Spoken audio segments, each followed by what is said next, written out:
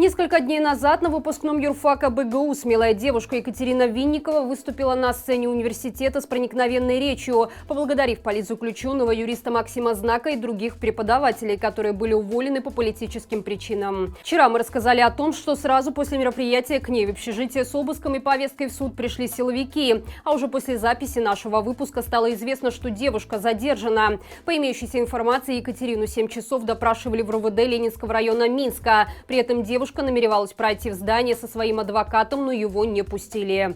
Выпускнице позволили позвонить родным, чтобы сообщить о задержании. Друзья смогли передать ей немного еды и жидкость для линз. В свою очередь, милиция ничего конкретного о ситуации не сообщает, ограничиваясь общей фразой «проводится проверка».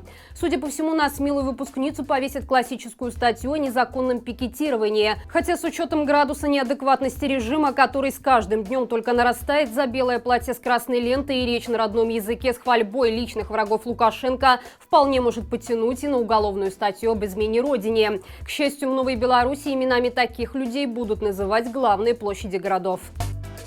Выпускницу Барановичской гимназии номер 4 Ядвигу Молощенко, которая после последнего звонка сфотографировалась с куском ткани бело-красно-белой расцветки, вызвали на заседание комиссии по делам несовершеннолетних. На девушку составили 2 протокола и вынесли ей предупреждение. По словам мамы девочки, вероятнее всего, донос на выпускницу написали работники школы. Еще один вопиющий случай произошел в Ирининской гимназии Гомеля. Ученикам 9 класса сказали подготовить доклады о белорусских писателях, и один из учеников написал про Алексеевич. Увидев этот реферат, учительница достала фото писательницы и разорвала его пополам. Женщина заявила, что Алексеевич ничего хорошего не написала, а Нобелевскую премию получила из-за политической конъюнктуры. Видимо, порядочных преподавателей в Беларуси практически не осталось. Если же ваши дети тоже сталкивались с подобными историями, напишите, пожалуйста, об этом в комментариях к этому видео. Был бы человек, а статья найдется. Такого жизненного принципа придерживается кобринская милиция, которая решила провести осмотр дома по делу о пикете, который еще не прошел. Согласно документу, опубликованному в одном из телеграм-каналов, некий аноним донес, что в парке имени Суворова планируют проведение пикетирования с использованием незарегистрированной символики. По поступившей в Кобринский РУВД информации, некий гражданин, имя которого скрыто, может быть причастен к совершению преступления по административной статье 24. 23. Почему именно он в документе не уточняется. Однако этих показаний майору Войтовичу вполне хватило, и тот решил провести у подозреваемого осмотр дома с целью обнаружения там материальных объектов, имеющих значение для дела. Хотя, зная нашу милицию, отсутствие таких предметов при обыске от ответственности человека никак не спасает. Протесты сдулись, а зарабатывать премии как-то нужно. Вот и приходится придумывать себе истории с непослушными змагарами. Пока Лукашенко и его свита осваивают остатки госбюджета, действуя по принципу «после нас хоть потоп», развитые демократии помогают свободным гражданам нашей страны начинать строить новую Беларусь уже сейчас.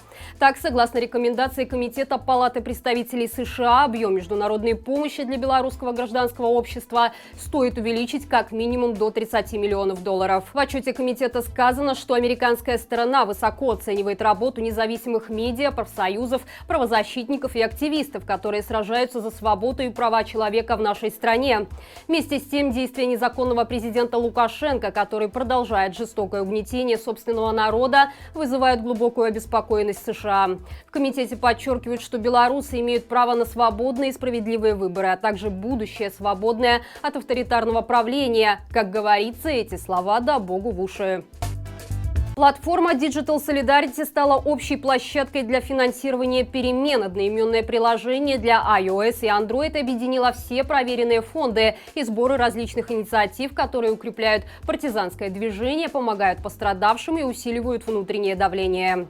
Через приложение можно отслеживать не только сборы от крупных фондов с большой аудиторией, но и задонатить небольшим инициативам, семьям и даже отдельным людям, у которых не хватило медиаресурса, чтобы рассказать всем о своей истории и попросить помощи. При этом Digital Solidarity дает каждому сбору равные возможности оказаться замеченным в перенасыщенном информационном поле. Гарантом того, что на платформе не зарегистрируются мошенники и все полученные средства будут использованы по назначению, выступает офис Светланы Тихановской, платформа «Голос», Народное антикризисное управление и Фонд солидарности «Байсол». Перед тем, как зарегистрироваться, каждый новый участник должен предоставить по 2 поручительства от этих структур. Защитой данных приложений занимаются эксперты платформы платформы «Голос».